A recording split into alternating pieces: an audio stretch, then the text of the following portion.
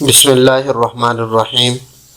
آج ہم قدرت اللہ شہاب کی کتاب یا خدا پڑھنے جا رہے ہیں، جس میں ہندوستان سے ہجرت کر کے پاکستان کی طرف آنے والے مہاجروں کے احوال ذکر کیے ہیں، اور پاکستان پہنچ کر ان کو جس صورتحال کا سامنا کرنا پڑا اسے بڑے اچھے طریقے سے بیان کیا ہے۔ اس کتاب کا انتساب قدرت اللہ شہاب نے مہاجرین کے نام کیا ہے۔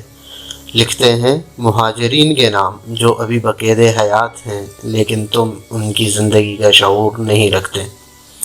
اس کتاب کا پہلا باب ہے رب المشرقین، تیری دنیا میں محکوم و مجبور۔ اس طرف کیا تکتی ہے سالی، تیرا کوئی خصم ہے ادھر؟ امریک سنگھ نے کرپان کی نوک سے دلشاد کی پسلیوں کو گدگدایا اور بایاں گال کھینچ کر اس کا منہ پچھم سے پورب کی طرف گھما دیا۔ دلشاد مسکرا دی۔ یہ مسکراہٹ اس کا خاصہ بن گئی تھی۔ بچپن میں اس کا کامیاب ترین ہتھیار اس کا رونا تھا۔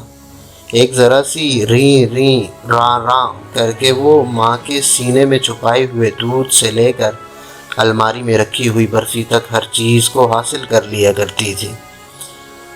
اب جوانی نے اس کی مسکراہٹ میں اثر پیدا کر دیا تھا۔ اس نئے جادو کا علم اس کو اس وقت ہوا جب اس کی ایک مسکراہٹ پر نثار ہو کر رحیم خان نے قسم کھائی تھی کہ اگر چاند یا سورج یا تارے بھی اسے اٹھا لے جائیں تو وہ ارض و سما کی وسعتیں پھاند کر اسے چھین لائے گا۔ رحیم خان جھوٹا تھا، مکار کہیں کا۔ آسمانوں کی بات تو دور کی بات تھی، وہ تو اسے زمین ہی پر کھو بیٹھا۔ دلشاد نظر بچا بچا کر قبلہ روح ہو بیٹھتی تھی اور خیال ہی خیال میں اپنی جبیں کو اس آستانے پر جھکا دیا کرتی تھی جس کے دامن میں رحمتوں اور نعمتوں کے ایک بے کراں دنیا پوشیدہ بتائی جاتی تھی۔ مغرب کی طرف کعبہ تھا۔ کعبہ اللہ میاں کا اپنا گھر تھا۔ اس گھر کا تصور دلشاد کے دل میں عقیدت اور امید کا ایک تابناک چراغ روشن کر دیتا تھا، لیکن امریک سنگھ کو پچھم سے بے حد چڑ تھی۔